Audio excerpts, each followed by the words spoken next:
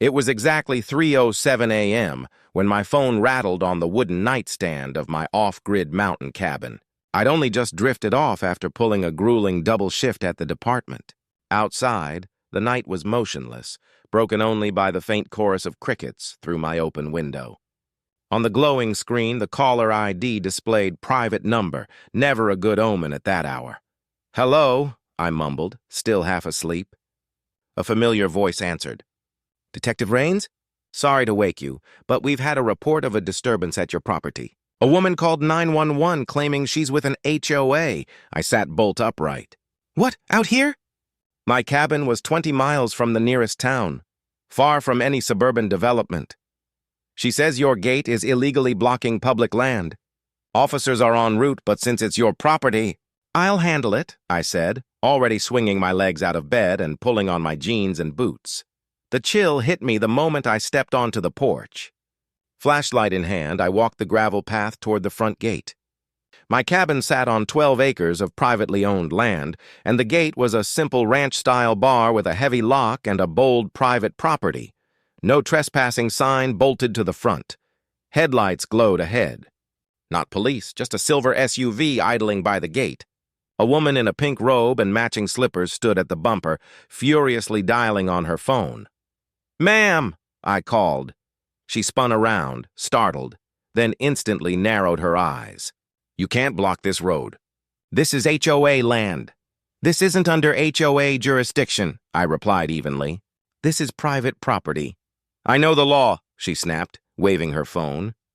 "I've already called 911. Let's see you explain this to the police." I approached slowly, trying to stay composed. She looked familiar. Someone I'd seen at town meetings. Loud, self-assured, always in pink. Before I could speak further, blue and red lights flickered behind her. A sheriff's cruiser pulled up and 2 deputies stepped out. "Evening," Deputy Carter said with a nod. "We got a 911 call about a locked gate." Karen jabbed a finger toward me. "There." He locked it. "He's hiding something up there." I stepped forward, reaching into my jacket and flipping open my badge. "Detective James Rains, Metro PD." Karen's mouth fell open. Her face drained of color. "You called the cops on a cop?" Carter muttered, raising an eyebrow. Karen's eyes darted between my badge and the deputies. "I, too, didn't know he was a police officer," she stammered. "He's still trespassing." "This road leads to the Forest Reserve." "That means it's public." "No, ma'am," I said, holding my flashlight to the sign. "This land's deeded to me. Been in my family for 30 years. The Forest Reserve is another 5 miles north. This road dead ends at my gate." Carter exhaled through his nose and flipped open his notepad. "Ma'am, do you live nearby?" "I'm the acting president of the HOA for Evergreen Estates," she snapped. "We have every right to inspect this area." "He's fencing off what should be open to the community." Carter raised a brow. "Evergreen Estates is on the other side of Highway 72. That's a 20-minute drive." Karen blinked, clearly not expecting to be corrected.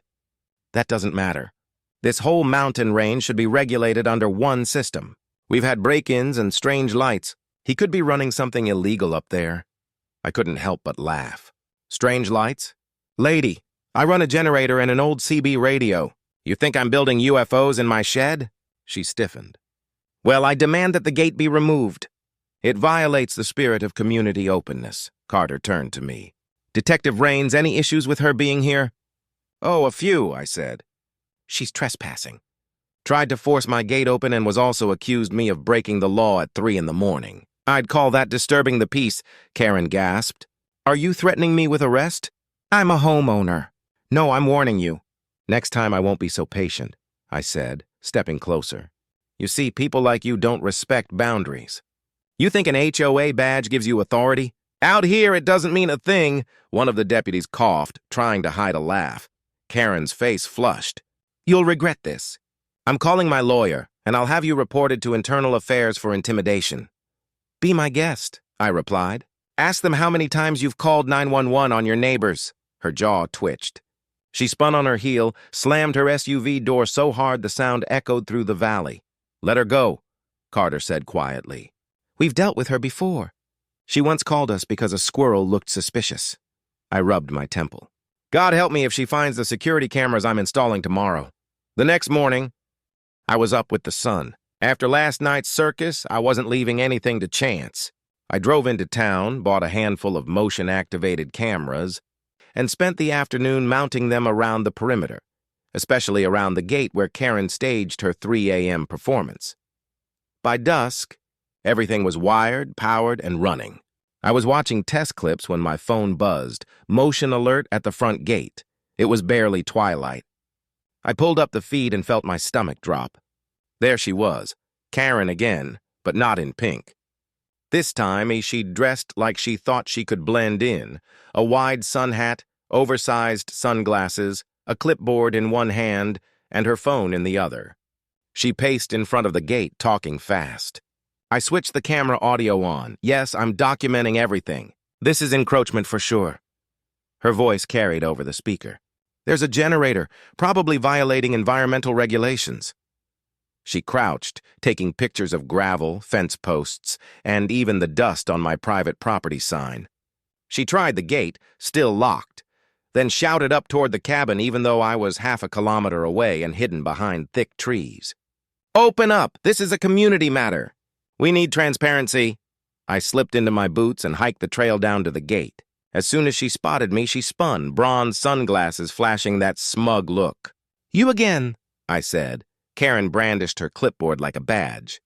You're being formally documented for non-compliance with HOA cooperative outreach efforts. I blinked.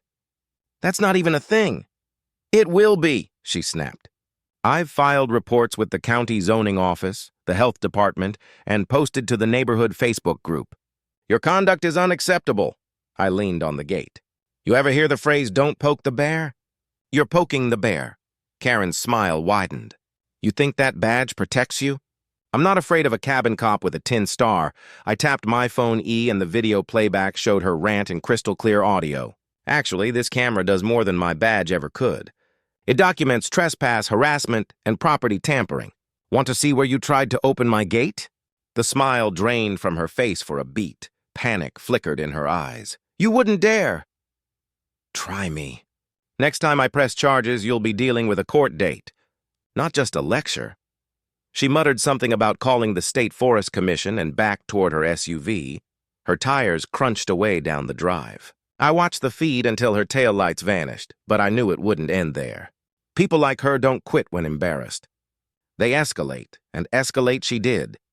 Just past midnight the next night, my perimeter alarm exploded to life. The new motion sensors I'd installed were blaring. I grabbed my flashlight, holstered my service weapon, and eased out the back door. The clearing was quiet except for a rustle at the fence line. I slipped behind a stand of pines, toggled the infrared feed on my phone, and there she was again.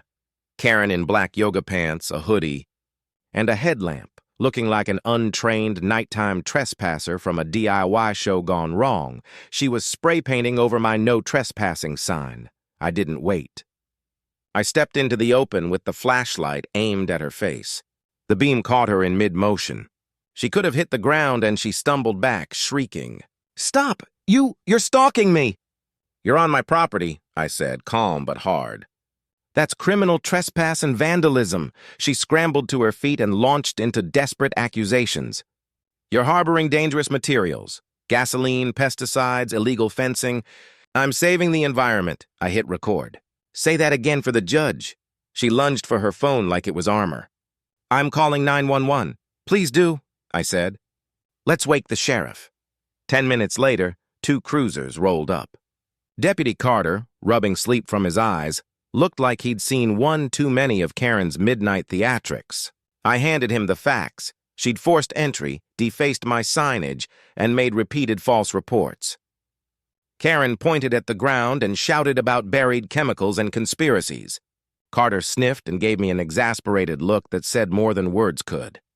Ma'am, he said evenly, you've made 3 false reports in under 48 hours.